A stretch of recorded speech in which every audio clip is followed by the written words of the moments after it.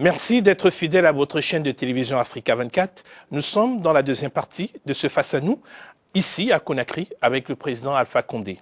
Beaucoup d'Africains s'interrogent sur le futur du continent. Au sommet de l'Union, une discorde profonde existe sur le choix du futur commissaire. Dans votre région, ici en Afrique de l'Ouest, avec des pays frontaliers, on a assisté à deux faits majeurs, au Mali et en Guinée-Bissau, des atteintes graves à la vie démocratique. On atteint le paroxysme de ce doute avec la recrudescence des interventions armées de l'Occident sur le sol continental, au point où l'Africain se demande si ses dirigeants ne les ont pas abandonnés.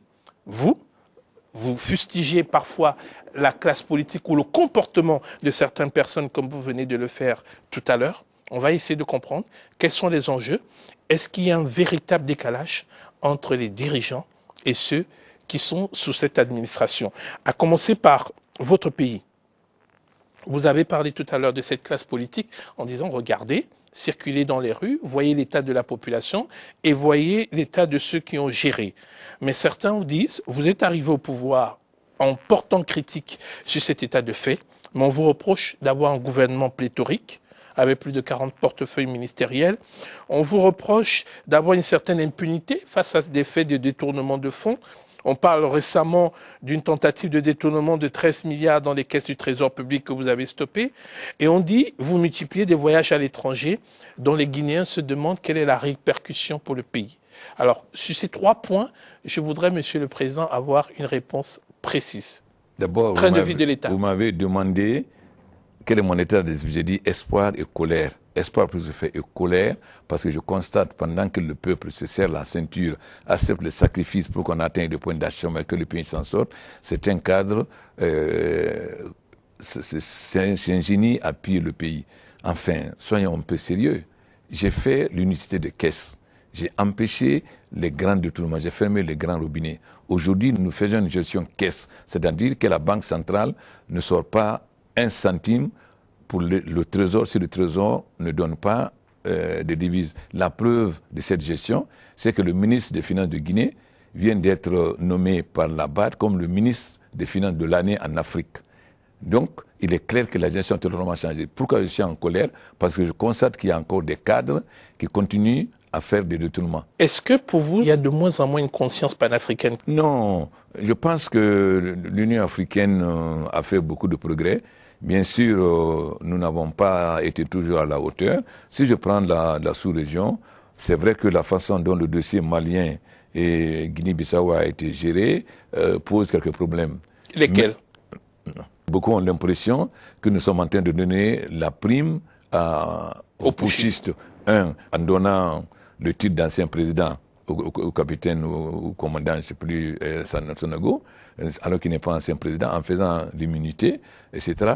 Mais je vous fais remarquer que le président Yahi Bouni, qui est quand même de la CEDEAO, vient de saisir le Conseil de sécurité, les 15 membres, pour demander d'abord l'intervention, l'aide avec l'appui des Nations Unies du Conseil de paix et de sécurité dirigé ce mois-ci par le président Sassou pour que le dossier du Malien et de Guinée-Bissau soit traité à notre niveau parce que le terrorisme dans notre région touche tout le monde. Donc, nous sommes en train de rattraper les erreurs que nous avons commises concernant le Mali et la Guinée-Bissau. Vous êtes médiateur de la crise en Guinée-Bissau.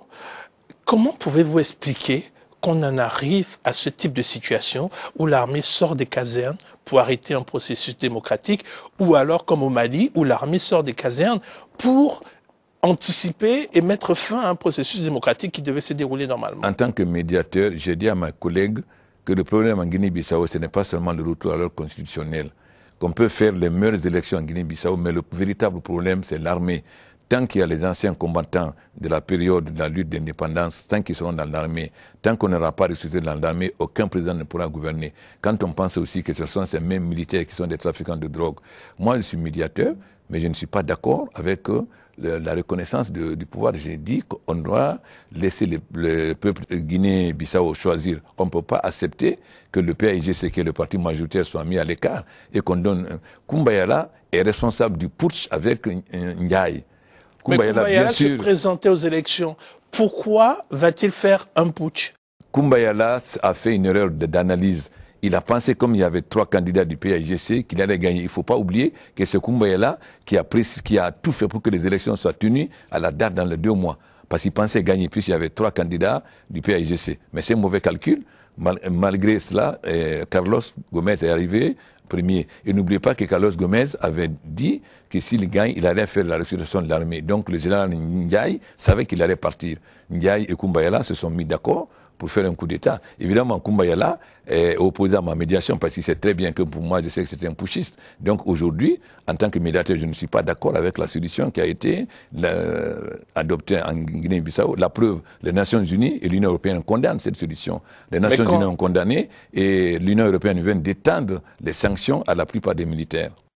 Est-ce qu'il n'y a pas aussi un manque de leadership sur l'Afrique, parce qu'on se rend compte de quelque chose, c'est que tous les dirigeants africains qui exhibent une véritable conscience panafricaine, qui sont parfois les plus radicaux dans cette manière de dire nous en Afrique on doit résoudre nos problèmes entre Africains et non de l'extérieur, comme Obiang Nguema de la Guinée équatoriale, Jacob Zuma d'Afrique du Sud, voire Eduardo dos Santos de l'Angola, sont les plus dénigrés par des médias occidentaux ou par des pays occidentaux. Comment expliquer ce paradoxe? Ils ne sont pas les seuls à dire que les problèmes africains doivent être réglés par les Africains. Je vous ferai remarquer que lors du G8 à Deauville, Issoufou a dit au G8, votre intervention en Libye va avoir 2 conséquences, la somalisation de la Libye et la prolifération des armes dans le Sahara. Monsieur le Président, je veux bien abonder dans votre sens, mais vous prenez un bon exemple, le G8. Ce G8, le président de la Guinée équatoriale, Obiang Nguema Bazogo, est président en exercice de l'Union africaine. Il est le plus réticent dans l'intervention armée des Occidentaux. Mais il est interdit d'invitation au G8. Est-ce qu'à ce moment, l'Afrique se fait écouter? Non, même si le président Issoufou a parlé. Nous avons regretté, nous avons été très heureux d'avoir été invités comme démocrates, mais nous avons regretté que le président en exercice de l'Union africaine n'ait pas été invité. Et pourquoi y être allé si on a regretté? Est-ce qu'il ne fallait pas marquer à ce moment un signe fort? Non, c'est pas nous qui invitons. Si on invite pour que on reconnaisse que le G8 veut aider à la promotion de la démocratie en Afrique, il n'y a pas raison que nous n'y allons pas. Est-ce que vous pensez qu'avec votre position aujourd'hui, il n'y a plus de risque d'intervention non voulue par les Africains, faite par les Occidentaux sur le sol africain? J'apprécie beaucoup la façon dont le président Yahi Boni est en train de conduire les affaires de l'Union africaine et je pense que nous sommes dans une voie où le Conseil de paix et de sécurité de l'Union africaine va pouvoir jouer son rôle effectivement, bien sûr avec l'appui des Nations Unies et des puissances occidentales. Quelle doit être la relation des dirigeants africains, de nos pays africains, avec les pays occidentaux aujourd'hui? C'est des relations de pays souverains qui collaborent sur la base des intérêts communs. Ça veut dire une coopération gagnant-gagnant et dans le respect de la souveraineté de chacun des pays. Comment accepter que parfois on voit des ambassadeurs qui sont installés dans nos pays, qui se permettent de convoquer nos présidents, de donner des directives? Je ne crois pas que moi, depuis que je suis président,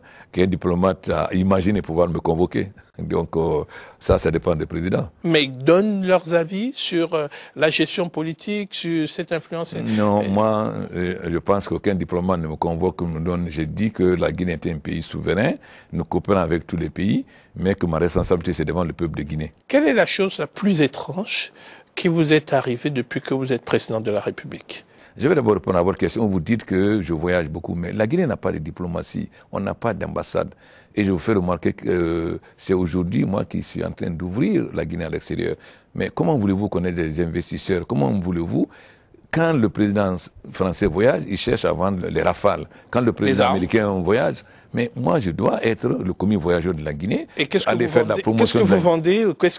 J'explique que la Guinée aujourd'hui est à la bonne gouvernance, que nous avons des richesses. D'autres pays ont des moyens financiers. Nous avons des matières premières.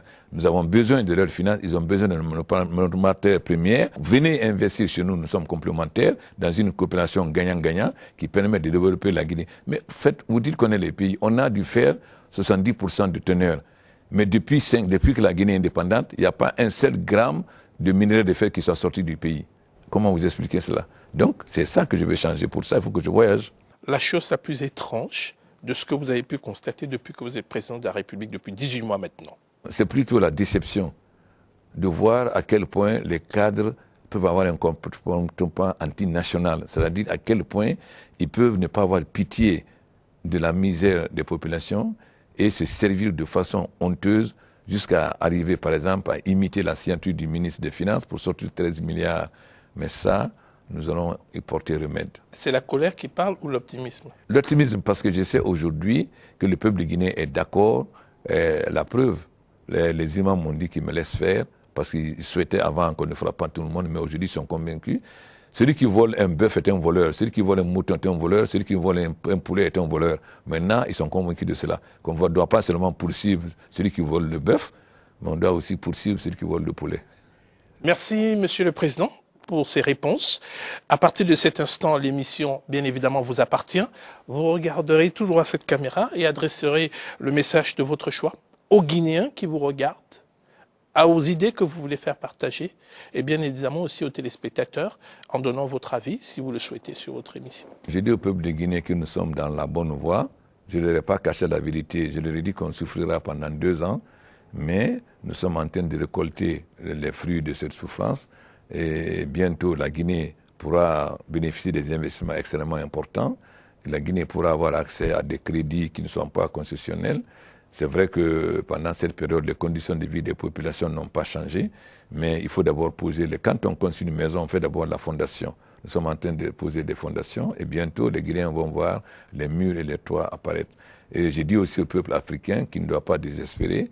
Il y a une nouvelle Afrique qui naît. Il n'y a pas que l'Afrique des guerres civiles, l'Afrique des sida, etc. Il y a des pays comme l'île Maurice, il y a des pays comme le Ghana, il y a des pays comme le Cap-Vert, etc., où la démocratie progresse beaucoup. Et si vous voyez aujourd'hui le nombre d'éducateurs par rapport au nombre de pays démocratiques, on est très avancé. Nous serons au rendez-vous quotidien de regarder comment ce continent progresse, mais surtout, regardez Africa 24 et aidez-nous à faire progresser notre continent. Merci à tous les Guinéens qui nous ont regardés, à tous les Africains. Merci au Président de la République pour cette réception. Au revoir.